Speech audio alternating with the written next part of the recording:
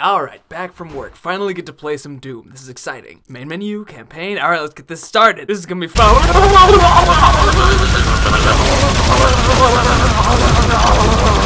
Hello all, Charlie here with another episode of Hot Spiced Cakes. I haven't done one of these in like 8 months. I don't even know what this show is called anymore. I don't think I ever did. Well, I do have one slightly controversial opinion about this franchise thus far, so I guess I'll bring that up at some point. In which case, I guess I'll call this episode mildly toasty takes.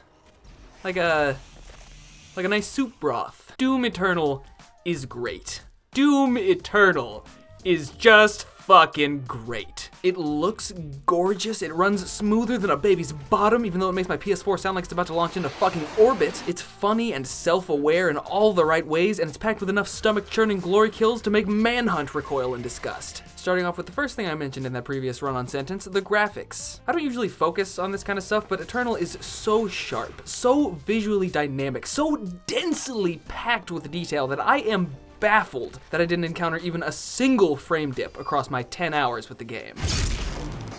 You constantly punch your way into these beautiful vistas couched inside these immaculately pieced together environments, and then you just kill everything inside of them. Which swiftly brings us to this title's gameplay.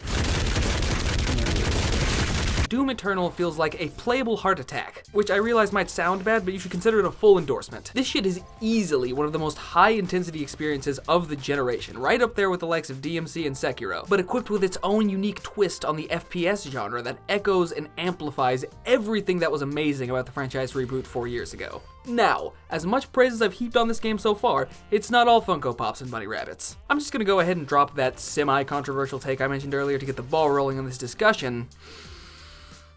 As much as I like Doom Eternal, I still might like 2016 more. Okay, put the chainsaw down, put the chainsaw down! Doom 2016 is much more of an I am become death kind of experience. It's much more quick to give you that feeling of being an unstoppable force of destruction. Eternal, on the other hand, is your classic Doom experience. You're up against seemingly insurmountable odds, you're constantly out of ammo, and everything's trying to fuck you in the ass. If you're a fan of this channel, you probably already know that my bread and butter are games that center around power fantasies. Games like Dishonored, or Dark Messiah, or Prototype. While Doom Eternal does without a doubt fall into that category once you've gotten a handle on the new systems and become a fully upgraded destroyer of worlds, it also requires a lot more attentiveness from its players at a base level. It's not as effortless as it was nearly half a decade ago. Which feels strange to say. God, it's been a minute since we've gotten some Doom. And yes, in a way, I am currently complaining about how this game is more complex and layered than its predecessor, but I'm not saying that the new style and difficulty of Eternal's gameplay is a bad thing. I'm just saying 2016 lines up more with my subjective sensibilities. It's simpler, more to the point, less micromanagement from moment to moment. This time around, you've got the chainsaw, and the glory kills, and the flame belch, and the weapon mods, and 2 types of grenades, and the blood punch, and the crucible. It all gets a little too managerial for my tastes. I just want a body surf. That being said, judging it on its own merits, it's hard to deny that Eternal's gameplay loop is masterfully thought out and tight as hell. Ammo, health, armor. These are your currencies, and you're always bartering. Trade some armor to get in quick and blood punch a cyber mancubus. Trade a flame belch and some ammo for some more armor. Sacrifice said armor for more health when you dive into the fray and rip a poor fodder demon's fucking chest open for it. You are constantly making conscious and unconscious decisions while blinking around these arenas at 90 fucking miles an hour like a coked up Corvo, and at peak complexity it becomes a uniquely distinct and viscerally satisfying experience, something that you do not want to miss. Uniquely distinct, is that redundant? On the story front, as you might expect, things have stayed pretty simple. Doom Guy kills everybody, and that's the game. I do find it kind of strange that they've given him a face and a voice now, though. Not sure how I feel about that. Sure, you never see his face in its entirety, and he has but 1 sentence of dialogue in the entire game, so I'm picking nits here, but I like my Doom Guy portrayed more as a nameless, faceless suit of armor, more of a force of nature than a man. 2016 did that perfectly, hard to top it in that regard. So, as you might expect, Eternal's narrative begins sometime after 2016's narrative, half a year at the very least, and demons have taken over the earth and beyond. Apparently with the express purpose of turning the entire universe into a series of levels from Doom. There's just something about seeing these video gamey concepts straight out of the 90s slapped on top of a photorealistic background that It kind of makes my brain hurt, I don't know. I respect that they fully committed to the gaminess, and I did get used to Eternal's vibe pretty quickly, but the overall cartooniness of this game compared to the more genuine grittiness of 2016 was a little jarring at first. I do think I prefer 2016's aesthetic in that regard. In retrospect, 2016 kept around a lot of Doom 3 in the visuals department. Lots of contrast and dark shadows. Eternal looks like a pop-up book by comparison. Sure, 2016 had less visual variety on the whole, but what it did have felt slightly more brutal, for lack of a better word. I don't know, it's hard to explain. Maybe you understand what I'm saying, maybe you think I'm crazy, it doesn't matter. Back on track, the campaign includes the glorious return of half of Samuel Hayden, which is wonderful. Love hearing him passive-aggressively bitch at our protagonist. At one point, Doom Guy goes to Mars because Doom Guy wants to blast a hole in Mars, because inside of Mars is an ancient alien city with access to a hell portal, and in response, your sassy robot Bluetooth buddy is like, "You can't just shoot a hole into the surface of Mars." To which Doom Guy promptly responds, "Fuck that, punk!" Doom Guy is the fucking best.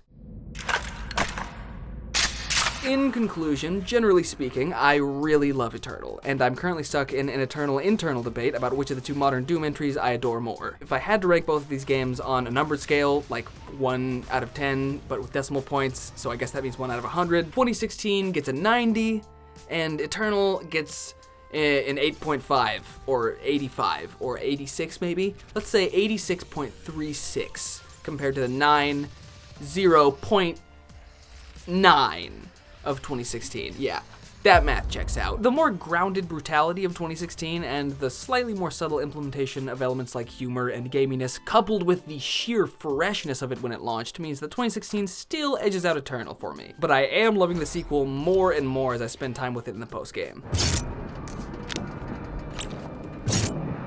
I think my takes on these two most recent entries into this iconic series comes down to this. 2016 makes you feel like a badass, whereas Doom Eternal forces you to be a badass.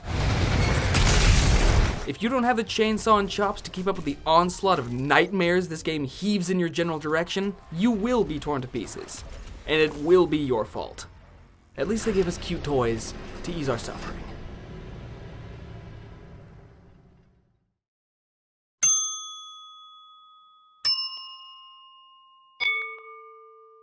It would be so cool if we could apply the multiplayer demon skins to enemies in the campaign if we wanted. Fighting hipster Archviles and Necrovol would add infinite replay value. I would not stop playing this game as long as I live. The Doom Blade on the Slayer's forearm is a badass addition to his arsenal for sure, but I also think it kinda dulls some of the impact of the glory kills. For me, the raw fist-based glory kills in 2016 felt more animalistic and weighty. The animation was a bit slower and the kills felt chunkier.